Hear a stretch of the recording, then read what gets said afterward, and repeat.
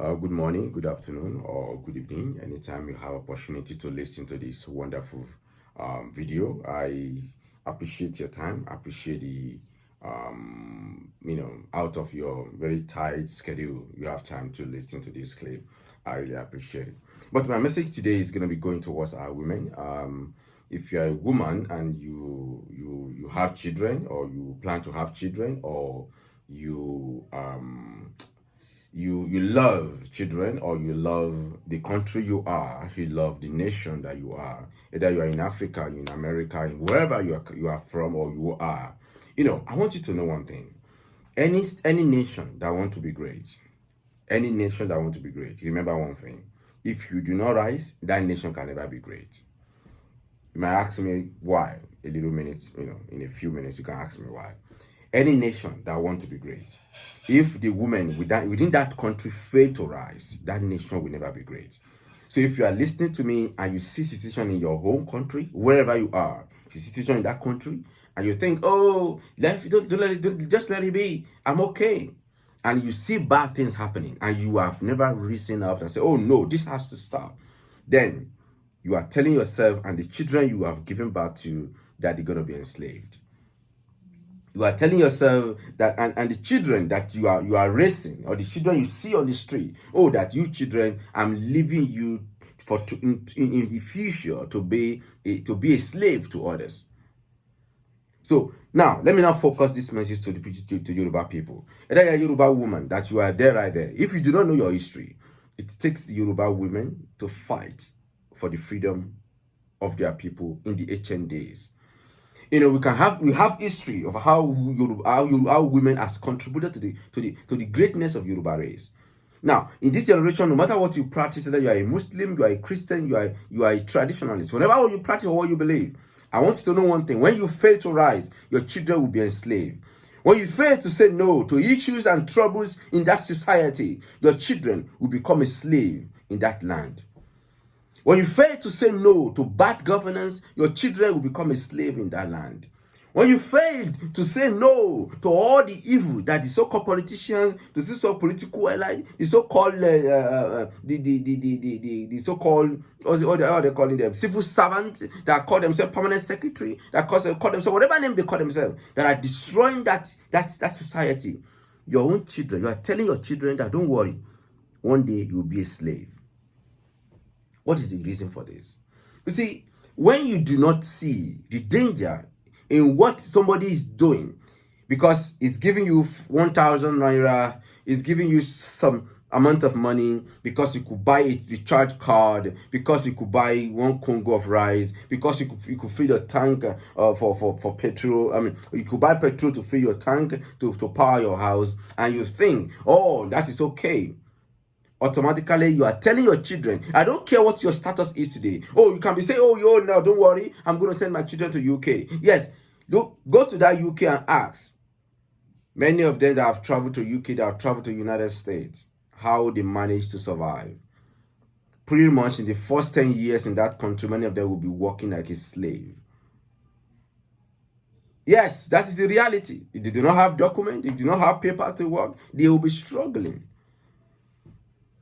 So, and many have gone through these stages of migration from one place to the other and eventually become successful. Yes. But why? Why are you being slaved or enslaved in your own land, in your own nation, by your own people, and you kept quiet as a woman? Oh, and you think, oh, because my children are still small. Yes, they are small, right? But when they are in their 20, when they are in their 30, that you're supposed to relax and say, oh, yes, now my children are doing okay. You will still be struggling to feed them. Is that what you want? Is that why you are excited? Is that why you tie your wrapper every time, go to church and be praying? Prayer alone doesn't solve anything in the world. Actions. You have to rise and say no. You have to stop people that are doing evil in your land. If you are a Christian, that you so much read the Bible, and many of you don't read Bible, you just go to church and listen. That is the problem that I have with Christians in Africa. You don't read that Bible. You don't even understand what it's saying. You just quote it. You just claim to be born again or claim to be religious for nothing. There was a place in the Bible There was evil in the land. And the only person that could rise was one of the grandchildren or the grandchildren of Aaron. And he rose and he killed the people in the temple because they were doing things that were wrong. And God shows him. God shows him for that reason. That is one. And two, there was a siege by the Syrian against the Samaritan. And the 4 lepers rose that if we are going to die, we are going to die. They rose and they start going towards the Assyrian camp. And they are going, the Bible recorded that when the Assyrians were hearing their footsteps, they thought thousands of troops were coming, and the Assyrians ran away. Because God by himself saw that they took a step. They are lepers, or they were lepers. But God magnified their steps to sound like thousands of troops.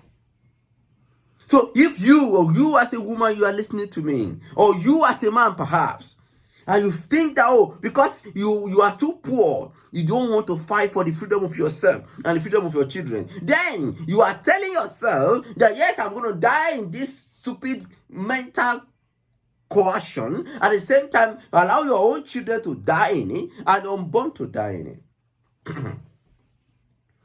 Hey woman, remember that the children you are giving birth to, you have the ultimate responsibility, including your husband or the father of the child, to stand and fight for freedom. I always say this: freedom is never given. It has to be fought. You have to win it. It has to be won. So if you have never stood up to fight for freedom in any capacity, you are still thinking that, oh, we're going to be romancing it. There's no political solution that will solve things without people fighting, without you standing up demonstrating, without, it's, even in the United States of America, the government will not do anything without the people rising up. It is normal for humans to feel comfortable when things are not being challenged.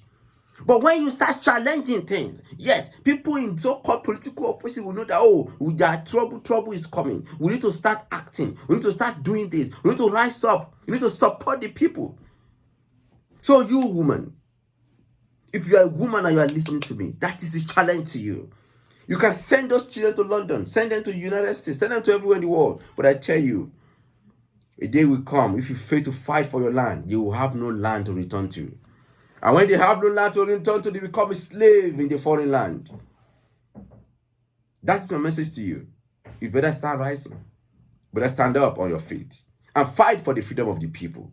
Everyone that surrounds you, motivate them to stand, to say, no, we cannot continue in a path that is destroying us, that is going to destroy our children and the unborn children.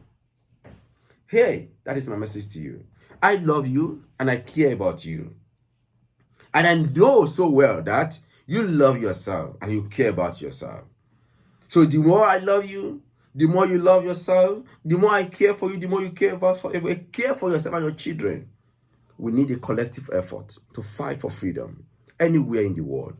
But here now, I'm talking to you as a Yoruba woman. Or I'm talking to you as an Igbo woman. Or I'm talking to you as an Hausa woman. Or I'm talking to you as an American. Whoever you are, fight for freedom of people around you. When they are free, you shall be free. And when we are all free, we can build a prosperous society. Thank you so much. I love you. My names are Kennedy Adedotunlade. Thank you so much. And God bless you.